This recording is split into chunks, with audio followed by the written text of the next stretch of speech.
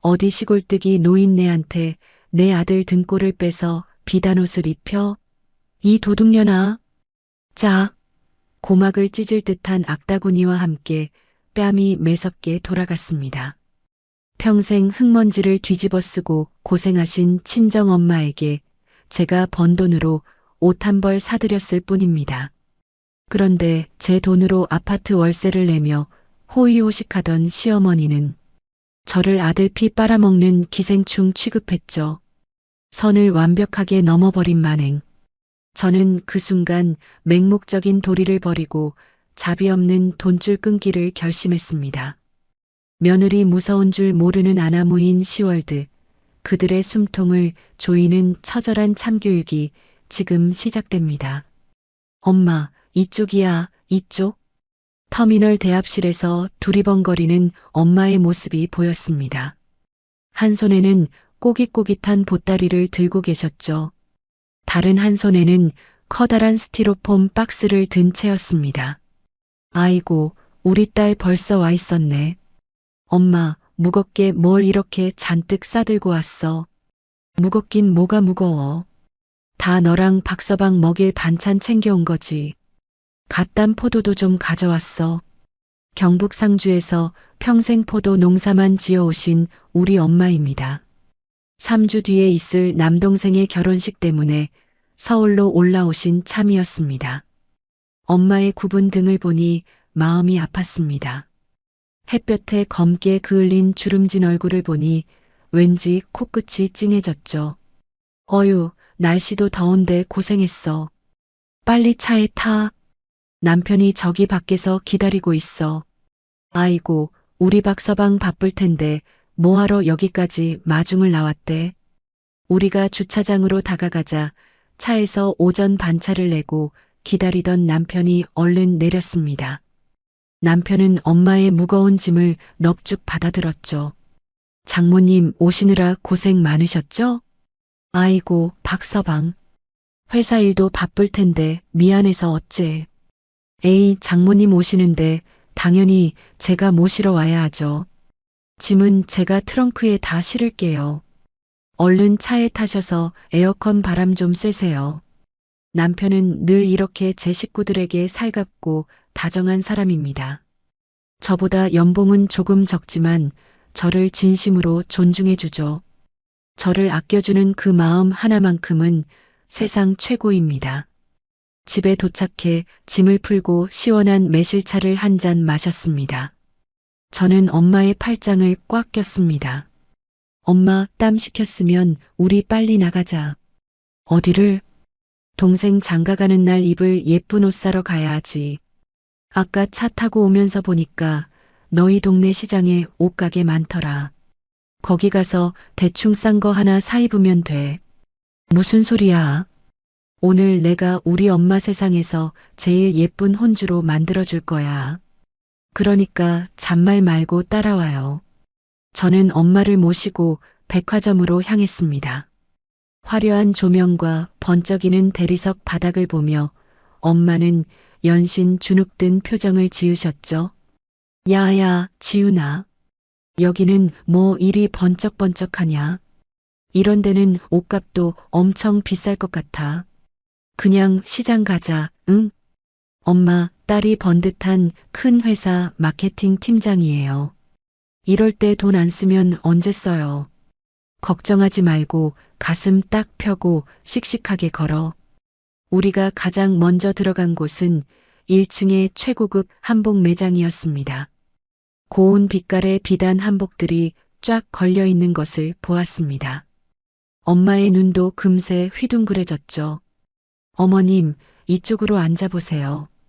피부톤이 고우셔서 이런 파스텔 톤이 참 잘 어울리시겠어요.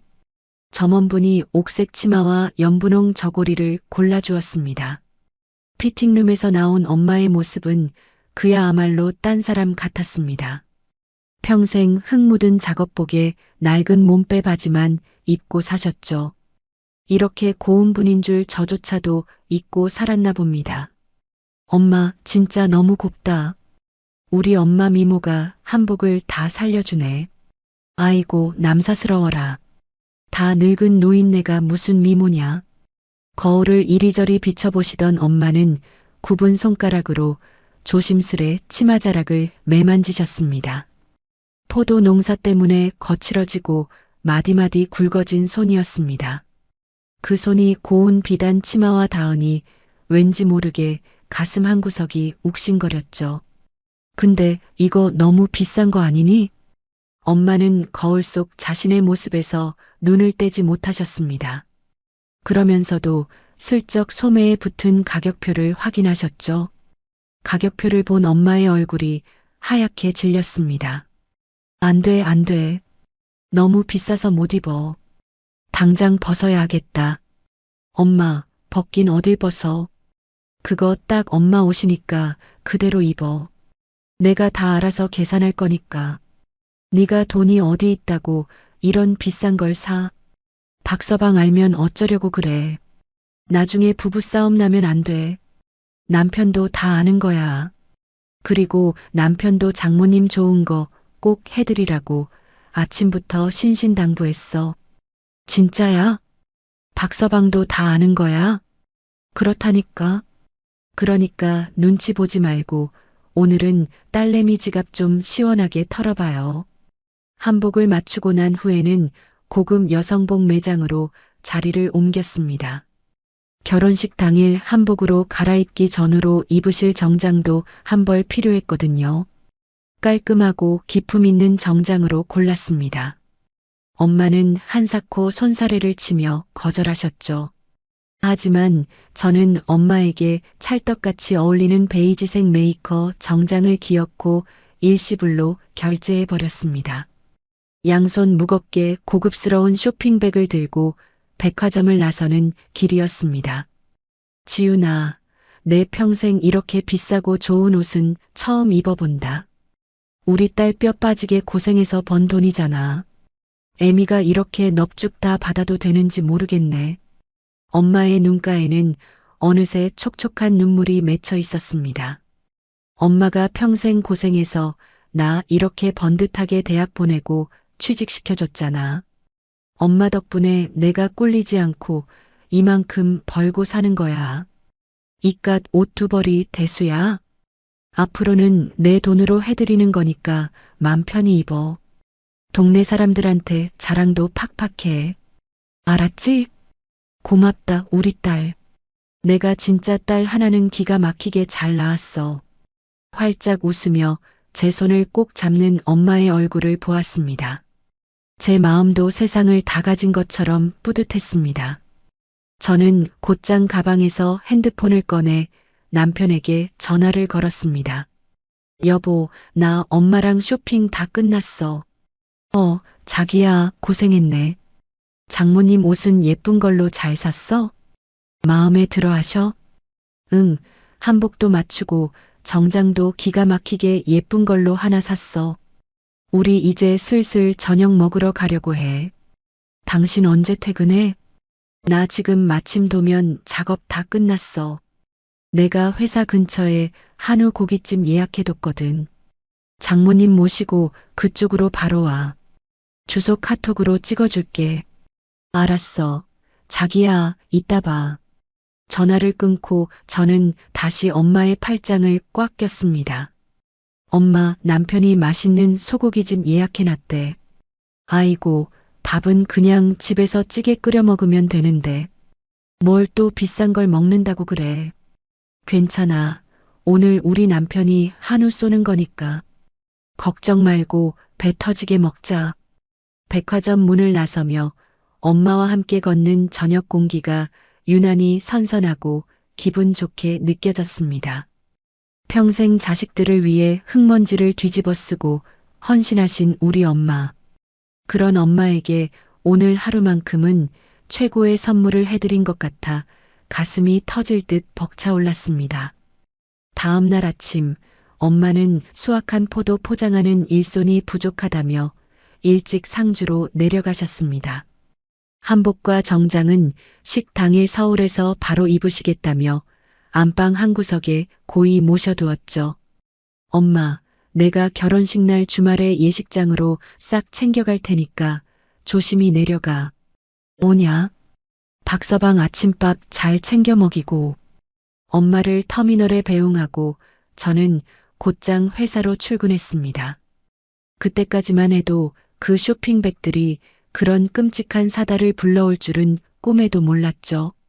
퇴근 시간이 지나고 남편에게 전화가 왔습니다. 자기야, 나 오늘 현장 소장님들이랑 회식 있어서 늦을 것 같아. 알았어. 술 너무 많이 마시지 말고. 알았어, 여보. 조심히 들어가. 전화를 끊고 가벼운 발걸음으로 현관문 비밀번호를 누르고 집 안으로 들어섰습니다. 다녀왔음님. 인사를 채 끝마치기도 전이었습니다. 거실 소파에 팔짱을 끼고 다리를 꼬고 앉아 있는 시어머니의 모습이 보였죠. 순간 제 눈을 의심했습니다. 식탁 위에는 시어머니가 가져온 듯한 반찬통 몇 개가 널브러져 있었습니다. 그리고 거실 바닥에는 제가 어제 엄마에게 사드린 최고급 한복과 메이커, 정장 쇼핑백이 내동댕이 쳐져 있었죠. 심지어 안방 화장대 서랍에 넣어두었던 영수증까지 시어머니의 손에 들려 있었습니다. 가슴이 철렁 내려앉았습니다. 어머니. 연락도 없이 어쩐 일이세요? 제가 당황해서 묻자 시어머니는 자리에서 벌떡 일어났습니다. 그러더니 무서운 속도로 제게 다가왔죠. 짝! 눈앞에 번쩍하며 고개가 휙 돌아갔습니다. 볼이 불에 댄 듯 화끈거렸죠. 입안에서 비릿한 피 맛이 났습니다. 이 미친년. 내년이 감히 내 아들 등골을 빼먹어? 귀청이 떨어져라 소리치는 시어머니의 악다구니에 저는 너무 놀라 아무 말도 할 수 없었습니다. 어머니, 지금 뭐 하시는 거예요? 제가 한 손으로 부어오른 뺨을 감싸 쥐고 소리쳤습니다. 하지만 시어머니는 한치의 물러섬도 없이 제 얼굴에 영수증을 휙 집어 던졌죠.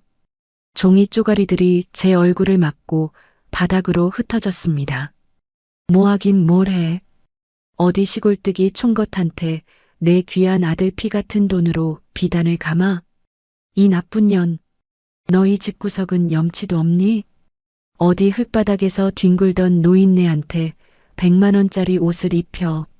시어머니의 입에서 튀어나온 시골뜨기 총것이라는 단어에 저는 이성의 끈을 놓아버렸습니다.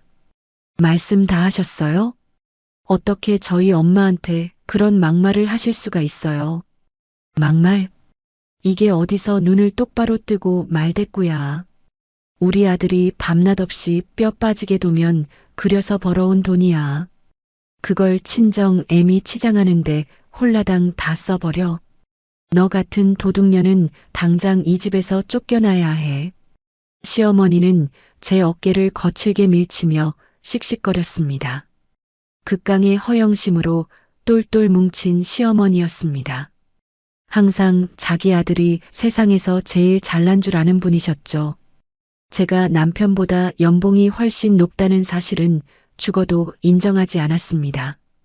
오히려 제가 버는 돈조차 다 자기 아들 덕분에 버는 거라고 굳게 믿고 계시는 억지스러운 분이었습니다. 어머니, 착각하지 마세요. 이 옷들 다 제가 번 돈으로, 제 비상금으로 산 거예요. 남편 돈은 1원 한 푼도 안 들어갔다고요. 제가 억울함에 목소리를 높였습니다. 하지만 시어머니는 콧방귀를 뀌며 비웃었죠. 웃기고 자빠졌네. 네가 버는 돈이 어떻게 내 돈이야? 우리 현우가 집안의 가장으로 떡하니 버티고 있으니까 니년이 편하게 회사 다니면서 돈 버는 거지. 결국 다 내 아들 주머니에서 나온 돈이랑 매한가지야. 정말 기가 막혀서 말이 나오지 않았습니다. 어떻게 사람의 사고방식이 저렇게까지 뒤틀릴 수 있을까요? 그리고 내가 반찬 좀 챙겨주려고 비밀번호 치고 들어왔더니 꼴이 이게 뭐야? 시어머니한테는 명절에 10만 원짜리 과일 바구니 하나 띡 던져주더니 친정 애미한테는 100만 원이 넘는 비단옷을 사다 바쳐? 이런 근본 없는 년을 며느리라고 들인 내 죄지, 내 죄야. 시어머니는 가슴을 치며 곡소리를 내기 시작했습니다. 그 가증스러운 연기에 헛웃음이 튀어나왔습니다. 매달 시어머니가 혼자 사시는 번듯한 아파트 월세 70만 원, 그리고 다달이 꼬박꼬박 붙여드리는 생활비 30만 원. 그거 전부 제 통장에서 자동이체로 나가는 돈이었습니다. 며느리 돈으로 허세 부리며 호의호식하면서 고마운 줄은 쥐뿔도 모르는 아나무인이었죠. 뺨을 맞은 직후에는 온몸이 떨릴 정도로 분노가 치밀어 올랐습니다. 하지만 시어머니의 밑바닥을 똑똑히 확인하고 나니 오히려 차갑게 이성이 돌아오기 시작했죠. 저는 바닥에 흩어진 영수증을 밟고 천천히 시어머니 앞으로 다가갔습니다. 그리고 싸늘하게 가라앉은 목소리로 말했습니다. 어머니, 방금 저 때리신 거, 그리고 저희 엄마 모욕하신 거 절대 가만히 안 넘어갑니다. 제 눈빛이 평소와 다르게 섬뜩했는지 시어머니가 흠칫 놀라며 뒷걸음질을 쳤습니다. 이게 지금 시어미한테 협박을 해? 내가 틀린 말했어? 시어머니가 애써 목소리를 높이며 제게 다시 손을 치켜들었습니다. 바로 그 순간이었습니다. 도어락에 경쾌한 전자음 소리가 들리더니 현관문이 벌컥 열렸습니다. 회식을 갔다던 남편이 예상보다 일찍 집에 돌아온 것이었습니다. 여보, 나왔어. 남편이 신발을 벗으며 거실로 들어섰습니다. 회식이 일찍 파했다며 한박 웃음을 짓던 남편의 얼굴이 순식간에 굳어버렸죠. 당신 얼굴이 왜 그래? 남편은 허겁지겁 달려와 제 부어오른 뺨을 감싸쥐었습니다. 누가 그랬어? 설마 엄마가 때렸어요? 남편의 시선이 바닥에 널브러진 쇼핑백과 제 얼굴에 던져졌던 영수증 조각들로 향했습니다. 그제야 상황을 파악한 남편의 눈에 불꽃이 튀었죠. 어머니, 지금 제정신이세요? 어떻게 지훈이한테 손을 대요? 남편이 무서운 목소리로 소리치자 시어머니는 오히려 기세등등하게 맞받아쳤습니다. 오냐, 마침 잘 왔다. 네가 밤낮 없이 뼈 빠지게 벌어온 돈으로 2년이지 친정 애미한테 비단옷을 사입혔다. 그것도 100만 원이 넘는 걸로 말이다. 내가 기가 막히고 코가 막혀서 괘씸해서 한 대 쳤다. 왜 내가 못할 짓 했냐? 시어머니는 끝까지 당당했습니다. 아들이 무조건 자기 편을 들어줄 거라고 굳게 믿는 눈치였죠. 어머니, 제가 언제 그 돈 벌어왔다고 그래요. 남편의 사자 후에 거실이 쩌렁쩌렁 울렸습니다. 지훈이가 저보다 연봉 훨씬 높은 거 어머니도 아시잖아요. 이 옷들 다 지훈이가 열심히 번 돈으로 장모님 사드린 거예요. 제가 사드리라고 아침부터 신신당부했다고요. 남편의 외침에 시어머니의 얼굴이 일그러졌습니다. 네가 사주라고 시켰다고? 아이고, 내 팔자야. 이 멍청한 놈아, 내 마누라가 벌어오는 돈도 다 네가 가장 노릇 똑바로 하니까 버는 거야. 어디서 여우 같은 년한테 홀려서 애미한테 큰 소리야. 시어머니는 바닥에 주저앉아 가슴을 치며 통곡하는 신용을 했습니다. 평소 같았으면 남편이 한숨을 쉬며 달랬을지도 모릅니다. 하지만 오늘 남편의 눈빛은 달랐습니다. 재빨갛게 부어오른 뺨을 쓰다듬던 남편의 손이 파르르 떨리고 있었죠. 어머니, 그만 좀 하세요. 어머니가 지금 누굴 욕할 자격이나 있어요? 남편이 차갑게 내뱉은 말에 시어머니의 울음소리가 뚝 멎었습니다. 어머니가 지금 혼자 편하게 살고 계시는 그 아파트, 그거 보증금이랑 매달 나가는 월세 전부 지훈이가 내고 있는 겁니다. 뿐만 아니에요. 매달 쓰시라고 드리는 용돈 30만 원도 전부 지훈이 통장에서 나가는 거라고요. 그 순간 시어머니의 두 눈이 튀어나올 듯 커졌습니다. 뭐라고? 그게 다 내 돈이 아니라 2년 돈이었다고? 네. 제가 번 돈은 대출금 갚고 생활비 쓰면 남는 것도 없어요. 지훈이가 자기 돈으로 시어머니 편하게 모시겠다고 그동안 저 몰래 다 감당해 온 거라고요. 그런데 어떻게 지훈이한테 이러실 수가 있어요? 남편의 폭탄 선언에 시어머니는 입을 떡 벌린 채 아무 말도 하지 못했습니다. 그저 저와 남편을 번갈아 보며 붕어처럼 입만 뻐끔거릴 뿐이었죠. 여보, 괜찮아? 많이 아프지? 남편이 제 어깨를 감싸 안으며 다정하게 물었습니다. 응, 난 괜찮아. 제가 애써 담담하게 대답했지만 남편의 눈시울은 이미 붉어져 있었습니다. 어머니, 당장 나가세요. 그리고 다시는 저희 집에 오지 마세요.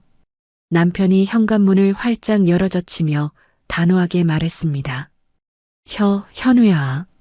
내가 몰라서 그랬지, 몰라서. 그게 다 지훈이 돈인 줄 알았으면 내가 그랬겠니?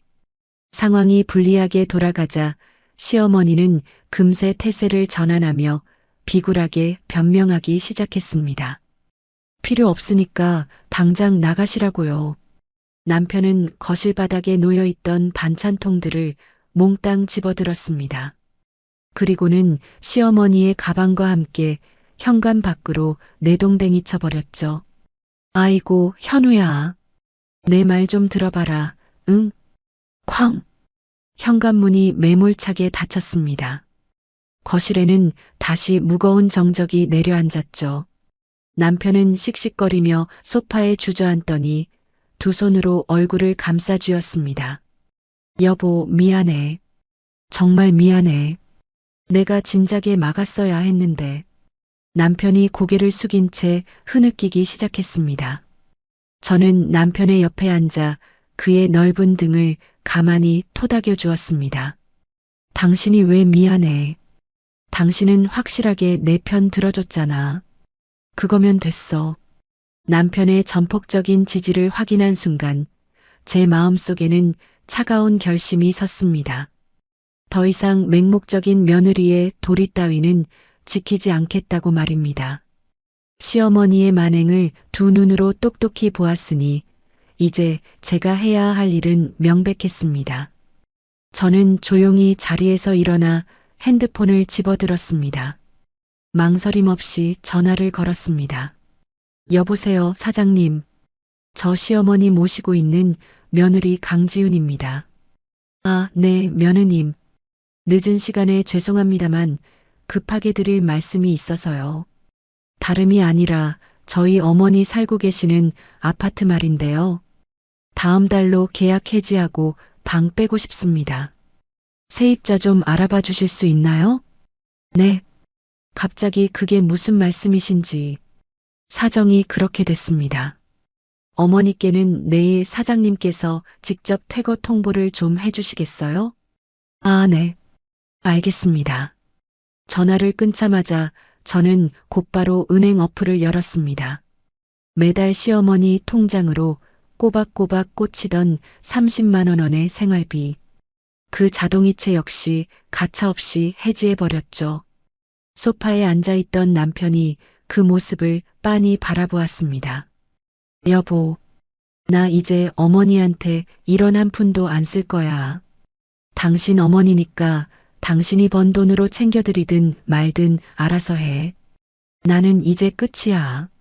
제 단호한 선언에 남편은 무겁게 고개를 끄덕였습니다. 당연하지. 나도 내 돈으로 어머니 모실 생각 추호도 없어. 당신 그동안 정말 고생 많았어. 진작에 내가 이렇게 끊어냈어야 했는데. 그렇게 며칠의 시간이 폭풍전야처럼 고요하게 흘렀습니다. 드디어 매월 5일 시어머니의 아파트 월세 납부일이자 생활비가 입금되는 날이 밝았죠. 오전부터 제 핸드폰이 미친 듯이 울리기 시작했습니다. 화면에는 시어머니라는 네 글자가 선명하게 번쩍이고 있었죠. 저는 화면을 매정하게 뒤집어 놓고 서류 작업에만 집중했습니다. 징징징, 징징징. 핸드폰은 책상 위에서 쉴 새 없이 진동을 토해냈습니다. 점심시간이 되자 부재중 전화는 무려 50통을 훌쩍 넘어가고 있었죠. 문자 메시지도 폭탄처럼 쏟아졌습니다. 지훈아, 집주인이 갑자기 방을 빼라는데 이게 대체 무슨 소리냐? 통장에 생활비도 안 들어왔다. 전화 좀 받아봐라. 응? 지훈아, 내가 미안하다. 내가 노인네가 돼서 주책을 떨었어. 기세등등하게 제 뺨을 후려치던 그 표독스러운 오만함은 온데간데 없었습니다. 매달 숨쉬듯 들어오던 월세와 생활비라는 돈줄이 끊긴 겁니다. 그제야 사태의 심각성을 뼈저리게 깨달은 것이죠. 저는 다급한 문자들을 읽고도 코웃음을 치며 철저하게 무시해버렸습니다. 퇴근 후 남편과 함께 마주 앉아 늦은 저녁을 먹고 있을 때였습니다. 딩동, 딩동, 딩동. 현관 초인종이 부서져라 울리기 시작했죠. 문 열어라. 내 있는 거 다 알아. 빨리 문 좀 열어봐. 현관문 밖에서 앙칼진 여자 목소리가 찢어질 듯 들려왔습니다. 이혼하고 친정에 얹혀 살며 시어머니의 허영심을 부추기던 바로 그 얄미운 시누이였습니다. 아이고, 현우야. 지훈아, 내가 잘못했다. 문 좀 열어다오, 제발. 시어머니의 처절한 곡소리도 현관문을 넘어 함께 들려왔죠. 제가 흠칫 놀라 남편을 쳐다보았습니다. 남편은 찌개를 먹던 숟가락을 탁 내려놓더니 자리에서 벌떡 일어났죠.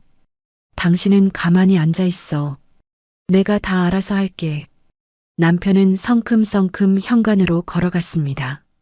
하지만 남편은 끝내 굳게 닫힌 문을 열어주지 않았습니다. 대신 벽에 붙은 인터폰의 통화 버튼을 꾹 눌렀죠. 밤중에 남의 집 문 앞에서 무슨 행패야. 야, 지금 우리 길거리에 나앉게 생겼어. 올케가 집주인한테 방 빼겠다고 직접 전화했다며? 생활비도 다 끊고 이게 말이 돼? 말이 왜 안 돼? 그 집 보증금이며 월세, 전부 지훈이 피 같은 돈으로 낸 건데. 누나도 염치가 있으면 그동안 지훈이 돈으로 호의호식한 거 부끄러운 줄 알아. 뭐라고? 인터폰 너머로 시누이의 경악하는 목소리가 생생하게 전해졌습니다. 충격받은 시누이 옆에서 시어머니가 울먹이며 매달렸죠. 현우야, 이 애미가 무릎이라도 꿇으마. 방 빼면 당장 네 누나랑 나랑 어디로 가니? 우리가 오갈 데 없는 거 뻔히 알잖니. 그걸 왜 저한테 물으세요? 지훈이 뺨 때리고 막말 쏟아낼 때는 이렇게 될 줄 몰랐습니까? 남편의 단호한 목소리에는 일말의 동정심도 남아있지 않았습니다. 두 분이 알아서 보증금 없는 원룸을 구하시든 고시원을 가시든 알아서 하세요. 다시는 저희 부부 앞에 나타나지 마시고요.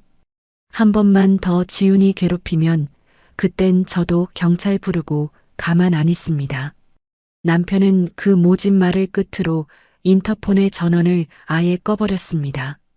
현관문 밖에서는 쿵쿵 문을 두드리는 소리가 한참을 이어졌습니다.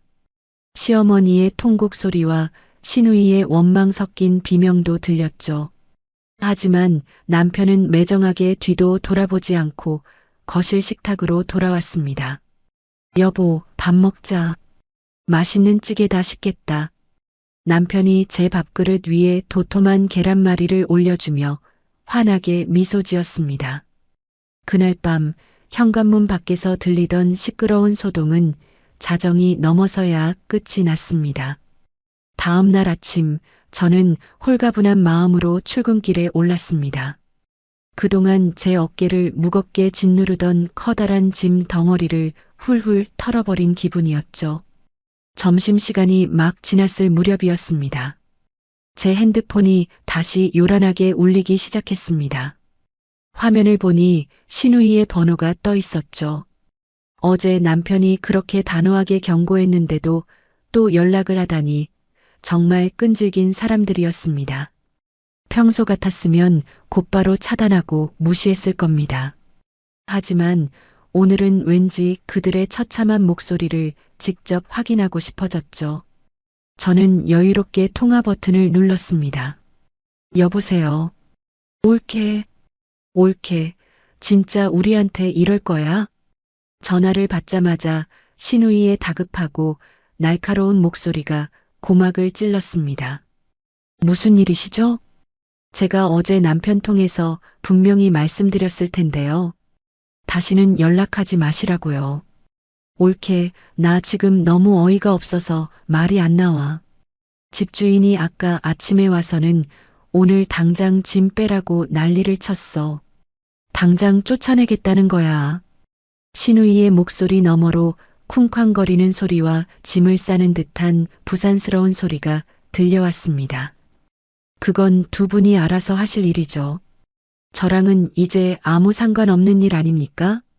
제가 차갑게 대꾸하자 전화기 너머에서 시어머니의 울부짖는 소리가 들리기 시작했습니다. 지훈아, 내가 잘못했다. 이 늙은이가 미쳐서 헛것을 봤어. 제발 집주인한테 전화 한 통만 해서 방 빼는 거 취소해 달라고 해다오. 우리 진짜 길바닥에 나앉게 생겼어. 시어머니는 며칠 전까지만 해도 기세등등하게 제 뺨을 때렸던 분입니다. 그런데 하루아침에 이렇게 비굴하게 매달리시다니 참으로 우스운 꼴이었죠. 하지만 제 마음은 이미 차갑게 식어버린 지 오래였습니다. 어머니, 저희 엄마한테 시골뜨기 촌 것이라고 막말하셨죠? 제 돈으로 산 옷들을 보면서 내 아들 등골 빼먹는 도둑년이라고 하셨고요. 그렇게 잘나신 아들 곁에서 두 분이서 알아서 잘 살아보세요. 제 단호한 말에 신우이가 악을 쓰며 끼어들었습니다. 옳게, 아무리 그래도 그렇지 어떻게 피부치한테 이래. 엄마가 실수 좀 한 거 가지고 너무 유난 떠는 거 아니야? 실수요? 며느리 뺨을 때리고 욕설을 퍼붓는 게 실수입니까?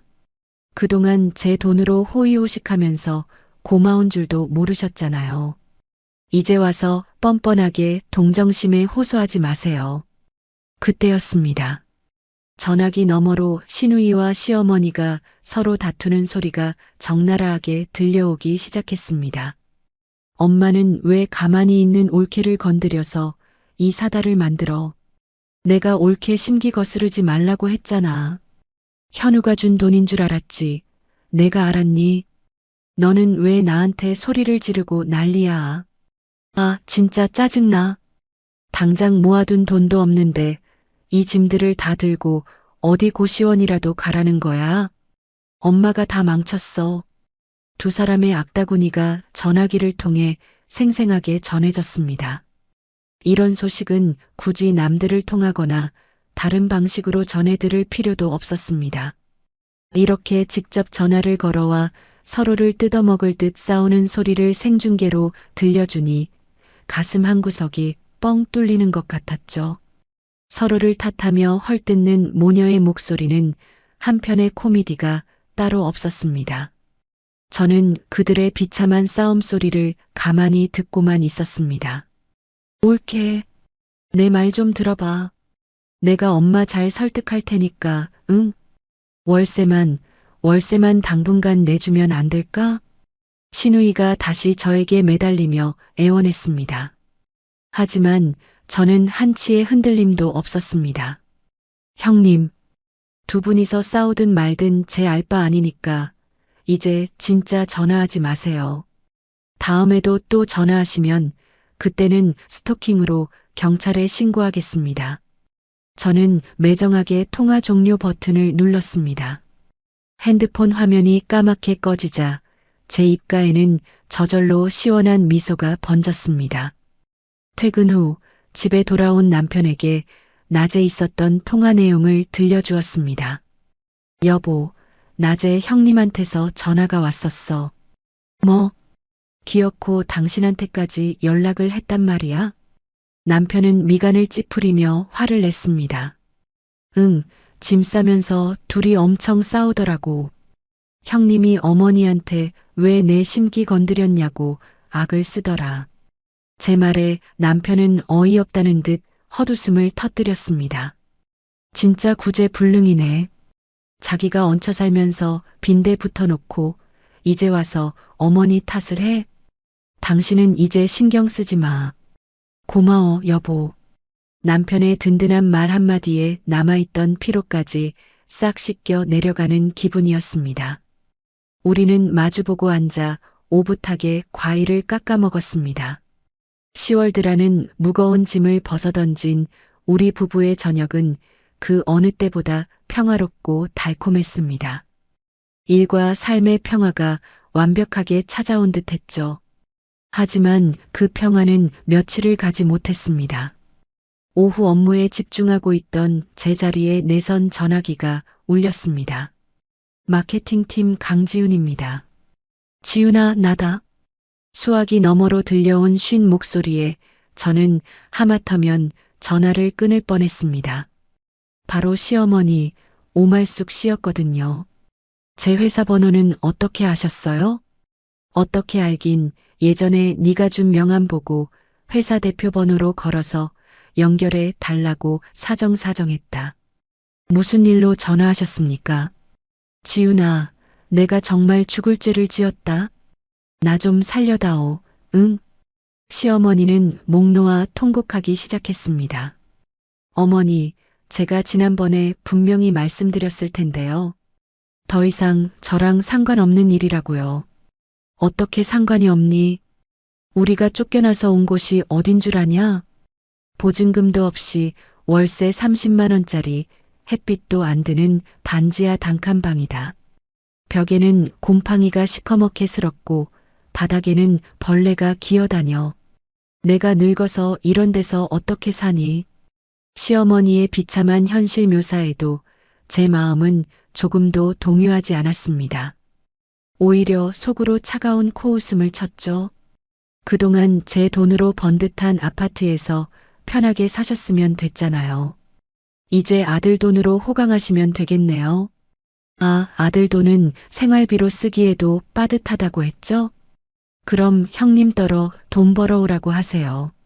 제 말에 시어머니가 숨을 헐떡이며 오열했습니다.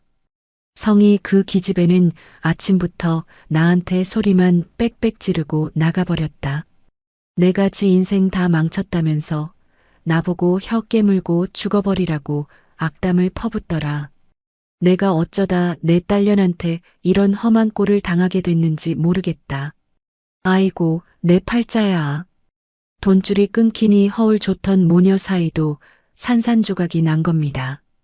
그토록 얄밉게 찰떡궁합을 자랑하며 저를 괴롭히던 시어머니와 시누이였는데 말이죠. 그러게 있을 때 잘하셨어야 하죠. 제 뺨을 치시던 그 매서운 손맛 아직도 기억납니다. 시골뜨기 총것이라고 저희 엄마 모욕하시던 그 표정도 아주 생생하고요. 지훈아, 내가 노망이 났었나 보다. 네가 우리 현우보다 돈 잘 버는 거 알면서도 질투가 나서 꼬장이 났었어. 제발 나를 좀 용서해다오. 피눈물을 흘리며 후회하는 시어머니의 목소리가 수화기를 타고 흘러나왔습니다. 하지만 이미 엎질러진 물이었습니다. 어머니, 그 반지하 방에서 형님이랑 매일 지옥같이 싸우면서 평생 사세요. 그게 어머니가 저한테 한 짓에 대한 완벽한 대가입니다. 남편한테 백날 연락해봐야 소용없을 겁니다. 남편도 이미 어머니랑 형님 벌레 보듯 끔찍해하니까요. 뭐라고? 다시는 이 회사 번호로도 연락하지 마세요. 한 번만 더 업무 방해하시면 진짜 경찰 부릅니다. 지훈아, 내 말 좀. 딸칵. 저는 수화기를 거칠게 내려놓았습니다. 아주 매정하게 전화를 끊어버렸죠. 가슴속에 남아있던 마지막 체증까지 쑥 내려가는 기분이었습니다. 퇴근 후 집에 돌아오니 남편이 앞치마를 두르고 저녁을 준비하고 있었습니다. 여보 왔어? 오늘 하루도 고생 많았지. 응, 당신도 고생했어. 남편은 제가 좋아하는 김치찌개를 보글보글 끓여 놓았죠. 식탁에 앉아 남편에게 낮에 회사로 걸려온 전화 이야기를 했습니다. 당신 어머니한테서 오늘 내 자리로 내선 전화가 왔었어. 남편이 국자를 든 채로 흠칫 놀랐습니다. 뭐? 회사 번호는 또 어떻게 알아내서? 당신한테 몹쓸 소리 한 건 아니지? 아니야. 햇빛도 안 드는 반지하 단칸방으로 쫓겨났다면서 엉엉 우시더라. 형님이랑 매일 지옥같이 싸우고 있다고 살려달라고 애원하시더라고. 남편의 표정이 잠시 어두워지는 듯 하더니 이내 차갑게 식었습니다. 자업자득이야. 당신이 그렇게 오랫동안 고생해서 모신 은혜를 원수로 갚았잖아. 당신은 눈곱만큼도 미안해할 필요 없어. 나도 하나도 안 불쌍해. 그냥 꼴 좋다는 생각만 들더라. 잘했어. 앞으로 또 회사로 전화 오면 그냥 무조건 끊어버려. 알았지? 알았어, 여보. 우리는 식탁에 마주 앉아 평화롭게 저녁 식사를 마쳤습니다. 며칠 뒤 남편의 퇴근 시간이 다 되었을 무렵이었습니다. 남편에게서 다급한 목소리로 전화가 걸려왔죠. 여보, 나 지금 좀 늦을 것 같아. 무슨 일 있어? 목소리가 왜 그래? 회사 로비에 누나가 찾아왔어. 뭐? 형님이 거길 왜 가? 경비원 아저씨들이랑 실랑이하고 난리가 나서 내가 지금 내려가 봐야 할 것 같아. 나중에 다시 전화할게. 남편이 전화를 툭 끊어버렸습니다. 저는 철렁 내려앉는 가슴을 부여잡고 퇴근길에 올랐죠. 혹시나 마음 약한 남편이 신우이의 눈물바람에 속아 넘어가는 건 아닐까 걱정이 되었습니다. 집에 도착해 초조하게 거실을 서성거린 지 1시간쯤 지났을까요? 도어락 열리는 소리가 나더니 남편이 넥타이를 거칠게 풀어 헤치며 들어왔습니다. 여보, 어떻게 됐어? 남편은 겉옷을 소파에 휙 던지며 깊은 한숨을 내쉬었습니다. 말도 마. 완전 거짓골을 해서는 로비 바닥에 주저앉아 엉엉 울고 있더라고. 세상에 뭐라고 하면서 어머니가 쓰러졌대. 뭐? 쓰러져? 반지하 방에 곰팡이 냄새가 너무 심하고 밥도 며칠째 못 먹어서 알아누우셨다는 거야. 남편의 말을 듣는 순간 등골이 오싹해졌습니다. 현우야, 제발 10만 원만, 아니 5만 원만 빌려줘. 엄마가 며칠째 물 한 모금 못 넘기고 쓰러져 있어. 누나가 내 바짓가랑이를 붙잡고 매달리면서 그렇게 악을 쓰더라고. 세상에 회사 로비 한가운데서 직원들이 다 쳐다보고 수군거리는데 창피한 줄도 모르고 바닥에 주저앉아서 엉엉 우는 거야. 남편의 미간이 좁게 찌푸려졌습니다.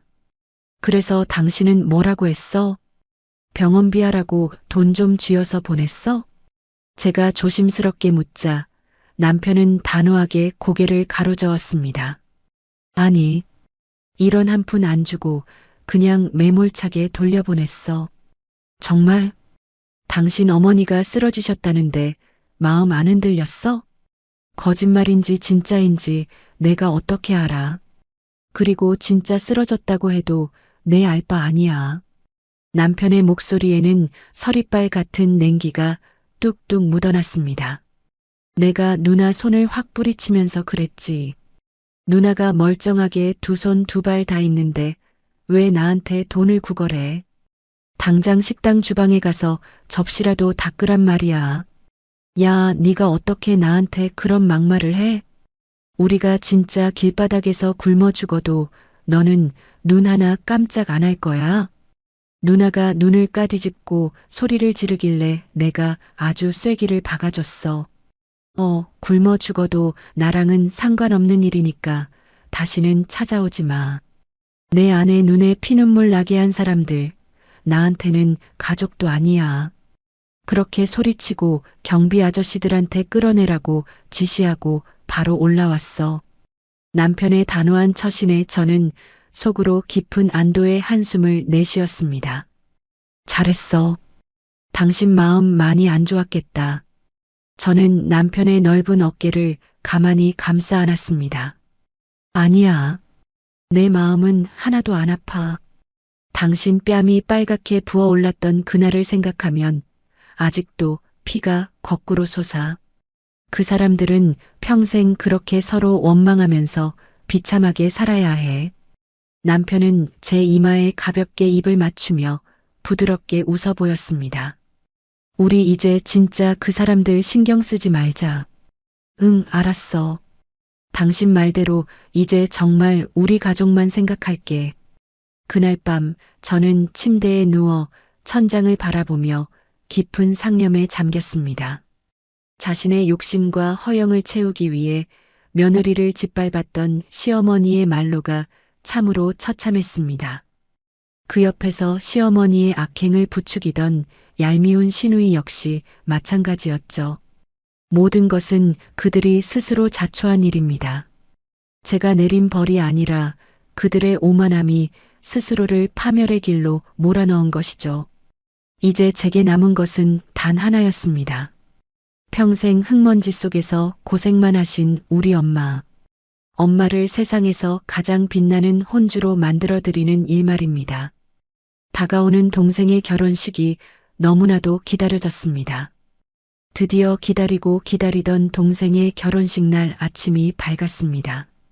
새벽부터 일어난 저는 남편과 함께 콧노래를 부르며 서둘러 외출 채비를 마쳤죠. 여보, 넥타이 삐뚤어졌다. 이리 와봐. 내가 매줄게. 고마워, 자기야. 오늘 장모님 메이크업 받으시면 진짜 얼마나 예쁘실까? 내 말이. 나 벌써부터 가슴이 두근거려. 우리는 서울로 미리 올라오신 엄마를 모시고 청담동의 유명한 미용실로 향했습니다. 결혼식 전문 메이크업숍이라 아침부터 사람들로 북적이고 있었죠. 지훈아, 뭘 이런 비싼 데서 화장을 다 하냐? 그냥 집에서 분 바르고 루즈나 하나 쓱 칠하면 되는데. 엄마, 오늘 주인공은 신랑 신부 다음으로 양가 부모님이야. 제일 예쁘게 하고 가야 하지. 우리 엄마 오늘 미스 코리아 만들어 달라고 원장님한테 특별히 부탁해 놨으니까 얌전히 앉아 계셔요. 엄마는 멋쩍은 듯 웃으시며 메이크업 의자에 조심스레 앉으셨습니다. 전문가의 손길이 닿자 엄마의 까맣게 그을린 피부가 화사하게 피어나기 시작했죠. 1시간쯤 지나 메이크업과 올림머리 세팅이 모두 끝났습니다. 탈의실에 들어가 그날 백화점에서 맞춘 옥색 치마와 연분홍 저고리로 갈아입으신 엄마. 탈의실 커튼이 열리는 순간 저와 남편은 약속이나 한 듯 탄성을 내질렀습니다.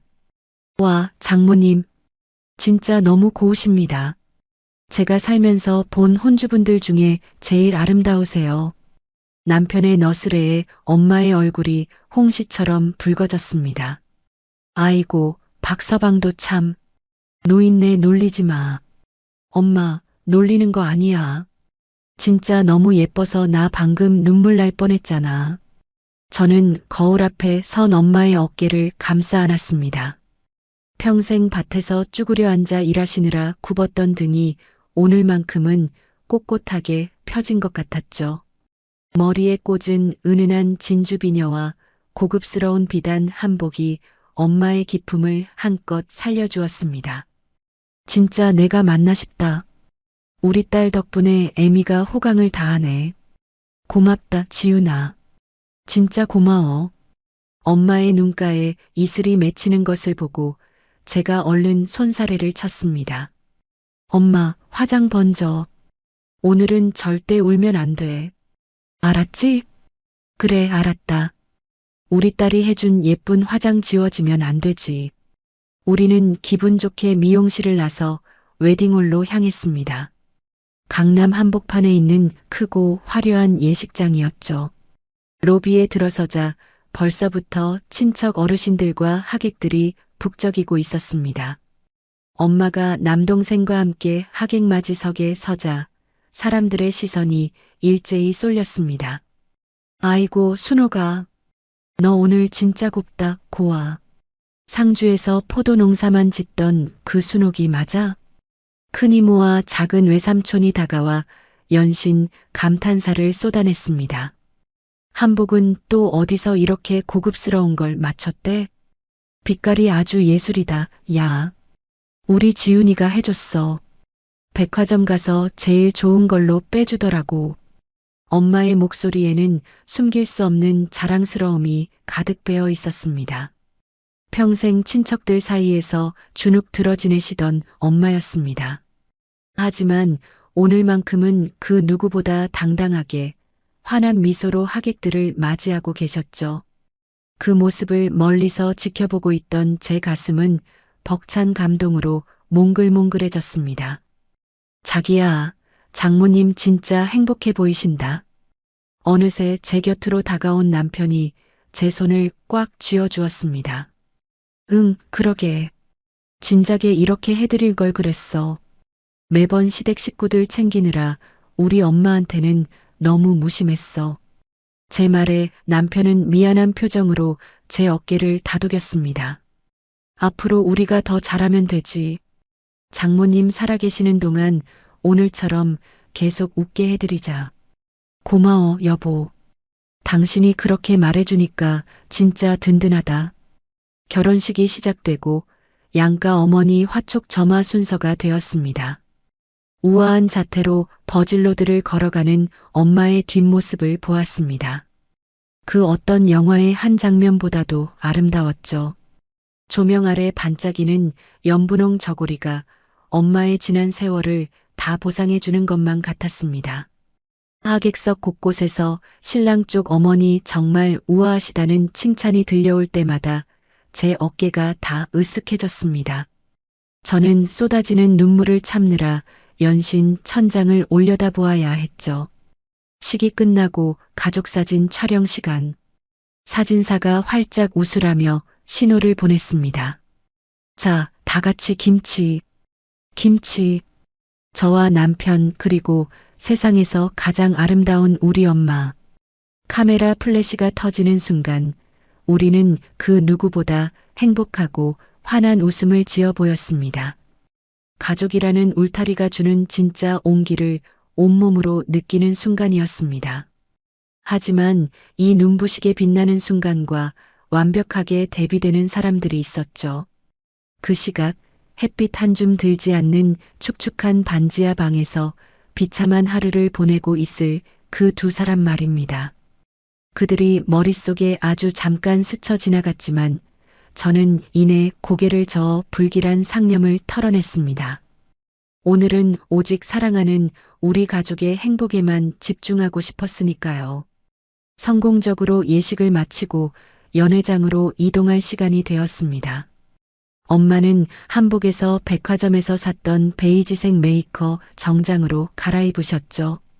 단정하게 빗어넘긴 올림머리에 기품 있는 정장까지 갖춰 입은 모습이 보였습니다. 어디 중견기업의 멋진 여장부 대표님이라고 해도 믿을 만큼 세련된 자태였죠. 엄마, 정장 입으니까 진짜 딴 사람 같다. 너무 멋있어. 정말? 다 늙어서 이런 거 입으니까 좀 어색한데. 엄마는 옷깃을 매만지며 쑥스러운 듯 웃으셨습니다. 연회장을 돌며 하객들에게 인사를 드릴 때도 칭찬은 끊이지 않았죠. 순호가, 넌 어쩜 나이가 들어도 이렇게 귀티가 나니? 옷이 날개라더니 우리 순옥이가 오늘 제일 빛난다. 동네 아주머니들과 친척들의 부러움 섞인 시선이 엄마에게 쏟아졌습니다. 엄마의 얼굴에서는 하루 종일 웃음꽃이 떠나질 않았죠. 식사를 마치고 친척들을 배웅한 뒤 우리는 엄마를 모시고 터미널로 향했습니다. 엄마, 며칠 더 있다가 가지. 뭘 그렇게 급하게 내려가. 제가 아쉬운 마음에 엄마의 손을 꼭 잡고 말했습니다. 아니다. 포도밭에 일거리가 산더미야. 오늘 이렇게 호강했으면 됐지. 더 바랄 게 뭐 있겠니? 엄마는 제 손을 마주 잡으며 따뜻한 눈빛을 보내셨습니다. 지훈아, 그리고 박서방. 오늘 이 못난 애미 세상에서 제일 행복하게 만들어줘서 정말 고맙다. 장모님, 못난 애미라니요. 그런 말씀 마세요. 남편이 엄마의 짐을 챙겨드리며 다정하게 말했습니다. 앞으로는 더 자주 모실 테니까 건강만 하세요. 우리는 아쉬운 작별 인사를 나누고 엄마가 타신 버스가 안 보일 때까지 손을 흔들었습니다. 집으로 돌아오는 차 안에서 저는 조수석에 기대어 눈을 감았습니다.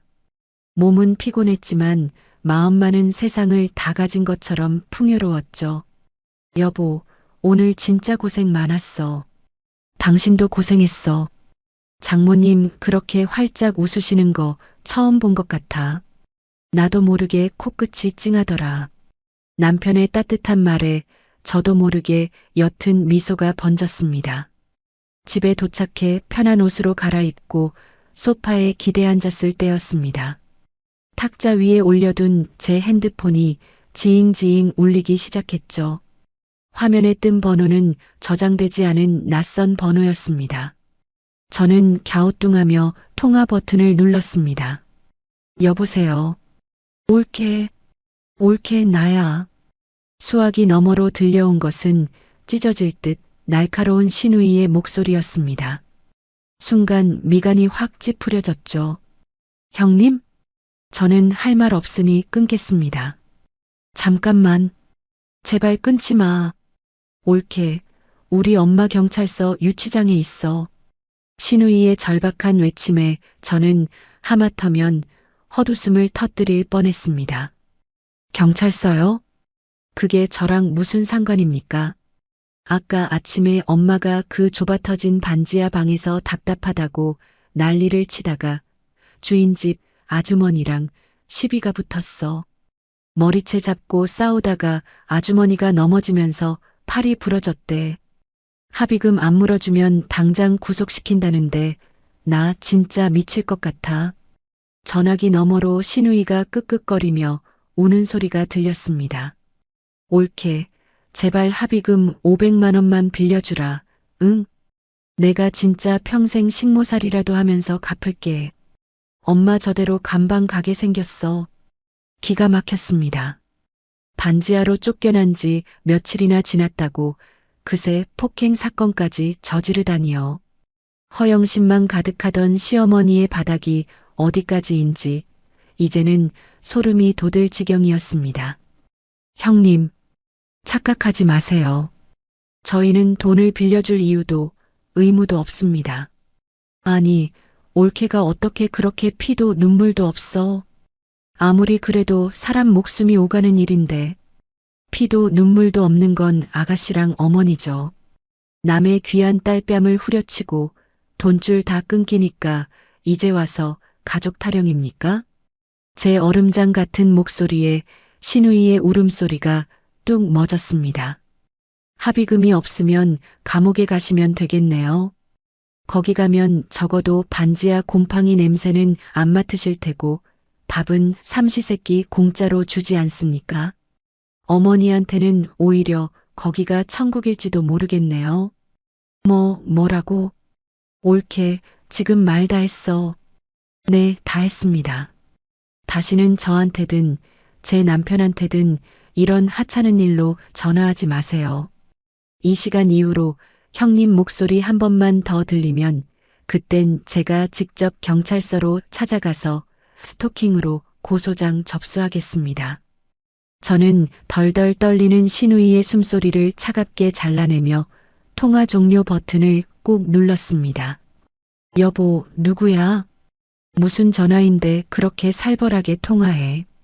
방에서 옷을 갈아입고 나온 남편이 걱정스러운 표정으로 물었습니다. 형님이야. 어머니가 집주인이랑 머리채 잡고 싸우다가 경찰서에 넘어갔대. 합의금 달라고 전화했더라. 남편의 두 눈이 매섭게 빛났습니다. 그래서 뭐라고 했어? 합의금 없으면 그냥 감옥 가시라고 했지. 밥도 공짜로 주는데 거기가 천국 아니냐고. 제 말에 남편은 한치의 망설임 없이 고개를 끄덕였습니다. 잘했어. 진짜 속이 다 시원하네. 그 사람들은 평생 그렇게 진흙탕에서 뒹굴면서 살아야 정신 차려.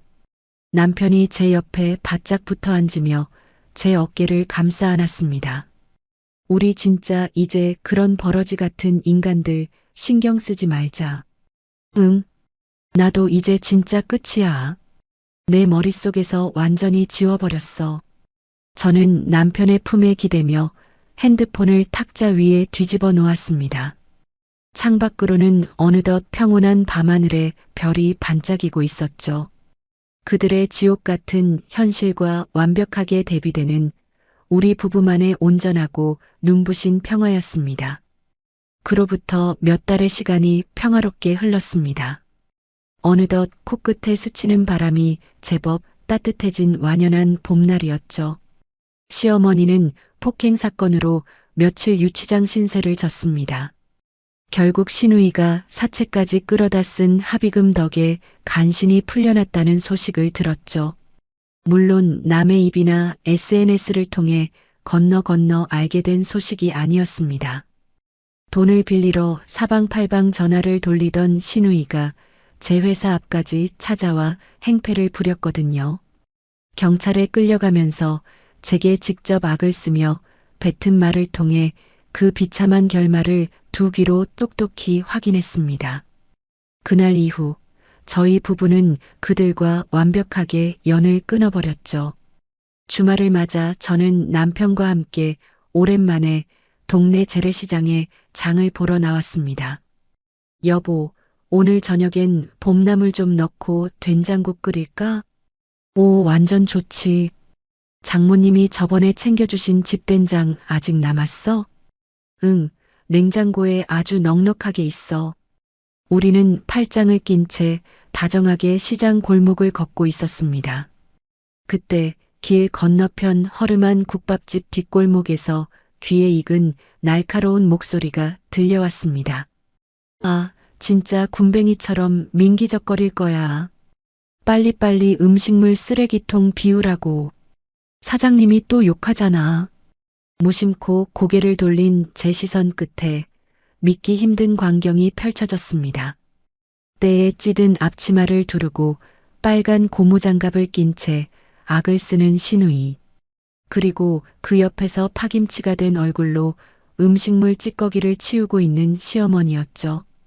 두 사람 모두 식당 뒷일질을 하며 간신히 입에 풀칠을 하고 있는 모양이었습니다. 내가 진짜 엄마 때문에 사채 빚쟁이들한테 쫓기고 이게 무슨 꼴이야. 내 인생 다 망쳤어. 시끄럽다 이년아. 네가 평생 얹혀 살면서 내 돈 다 파먹었으면서 이제 와서 내 탓을 해? 진흙탕 속에서 서로를 물어뜯는 들개들이 따로 없었습니다. 그 허영심 가득하던 시어머니의 당당한 모습은 온데간데 없었죠. 허리가 굽고 얼굴이 상해 10년은 좋기 더 늙어 보였습니다.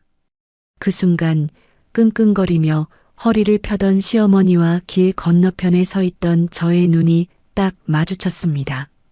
시어머니의 퀭한 두 눈이 화들짝 놀란 듯 커다랗게 벌어졌죠. 지윤아. 시어머니의 떨리는 입술 사이로 제 이름이 새어나오는 것이 보였습니다. 그 소리에 시누이도 획 고개를 돌려 저와 남편을 발견했죠. 번듯하고 깔끔한 봄 코트 차림으로 여유롭게 웃고 있는 저희 부부의 모습, 그리고 시궁창 같은 악취 속에서 뒹굴고 있는 자신들의 처지. 그 완벽한 대비에 시누이는 얼굴이 시뻘겋게 달아올라 당장이라도 쥐구멍에 숨고 싶은 표정이었습니다. 얼른 가자. 저희는 그들을 철저히 투명 인간 취급하며 미련 없이 발걸음을 돌렸습니다. 등 뒤에서 시어머니가 바닥을 치며 통곡하는 소리가 희미하게 들려왔습니다. 하지만 저는 단 한 번도 뒤돌아보지 않았죠. 이제 그들이 스스로 만들어낸 불행은 제 알바가 아니었으니까요. 시장을 다녀온 그날 오후 저희는 곧바로 차를 몰아 친정이 있는 경상북도 상주로 향했습니다. 동생 부부도 마침 신혼여행을 마치고 인사를 하러 내려와 있었거든요. 오랜만에 온 가족이 포도밭 비닐하우스 앞 평상에 모였습니다. 엄마, 우리 왔어. 아이고, 우리 예쁜 딸이랑 든든한 박서방 왔네. 엄마는 흙 묻은 장갑을 훌훌 벗어던지고 버선발로 달려 나와 저희를 반갑게 안아주셨습니다. 남편은 넉살 좋게 엄마의 어깨를 주무르며 활짝 웃었죠. 장모님, 오늘 저녁은 무조건 소고기 파티입니다. 제가 한우 툭불로만 싹 다 털어왔어요. 뭘 또 이렇게 무식하게 비싼 걸 잔뜩 사왔어. 돈 아까운 줄 모르고 참. 엄마는 입으로는 타박을 하시면서도 입가에는 숨길 수 없는 환한 미소가 걸려 있었습니다. 평상에 둥글게 둘러앉아 숯불에 고기를 구워 먹었습니다. 가족들의 깔깔거리는 웃음소리가 시원한 봄밤의 하늘 위로 평화롭게 퍼져나갔죠. 지훈아, 내 덕분에 애미가 참 호강하고 산다. 앞으로도 우리 식구들 이렇게 아프지 말고 둥글둥글 행복하게 살자. 엄마가 맛있게 구워진 고기로 쌈을 크게 싸서 제 입에 쏙 넣어주시며 말씀하셨습니다. 당연하지. 앞으로 내가 우리 엄마 남부럽지 않게 떵떵거리게 해줄 테니까 건강만 해. 남편도 질세라 엄마의 밥그릇 위에 고기 한 점을 척 올려드리며 거들었습니다. 장모님, 지훈이 옆에 제가 딱 방패막이로 버티고 있잖아요. 아무 걱정하지 마시고 저희만 믿으세요. 달빛이 은은하게 비추는 시골집 마당의 공기는 달콤했습니다. 사랑하는 가족들의 목소리는 그 어떤 음악보다 아름답고 따뜻하게 귓가를 맴돌았죠. 오랜 시간 저를 옥죄어 오던 며느리라는 굴레와 시월드의 악몽은 이제 영원히 끝이 났습니다. 거짓된 도리와 맹목적인 희생을 과감하게 벗어던지고 제 손으로 직접 쟁취해낸 진짜 행복이었습니다. 저는 제 곁에서 가장 편안한 얼굴로 웃고 있는 남편과 엄마를 번갈아 바라보았습니다. 다시는 그 누구에게도 그 어떤 억지 앞에서도 이 소중한 평화를 빼앗기지 않겠다고 굳게 다짐했죠. 상식 없는 이기심에 맞서 날린 통쾌한 참교육. 그 끝에 찾아온 눈부시게 맑고 달콤한 우리의 진짜 인생은 이제부터가 시작입니다. 여러분, 오늘의 사연 어떻게 들으셨나요? 내 자식이 귀하면 남의 자식 귀한 줄도 알아야 하는 법이죠. 평생 자식 뒷바라지 하느라 흙먼지 속에서 허리 한번 제대로 못 펴본 우리네 어머니들입니다. 그 숭고한 희생을 짓밟고 자신의 허영심만 채우려던 시어머니의 말로는 참으로 비참했습니다. 호의가 계속되면 권리인 줄 안다는 말이 딱 들어맞는 기막힌 사연이었죠. 가족이라는 이름으로 모든 악행을 무조건 참아주며 며느리의 맹목적인 도리만 강요받는 시대는 지났습니다. 자신의 피땀으로 일군 소중한 가정과 행복을 지키기 위해서는 때론 매섭고 단호한 결단도 필요한 법입니다. 가장 든든한 내 편인 남편, 그리고 세상에서 제일 고운 친정엄마와 함께할 주인공의 눈부신 내일을 진심으로 응원합니다. 우리 청취자 여러분께서도 내 곁에 진짜 소중한 인연을 한 번 더 안아주는 따뜻한 하루 보내시길 바랍니다. 가슴 뻥 뚫리는 사이다 참교육 사연. 오늘은 여기서 이만 인사드리겠습니다. 오늘도 끝까지 함께 해주셔서 감사합니다.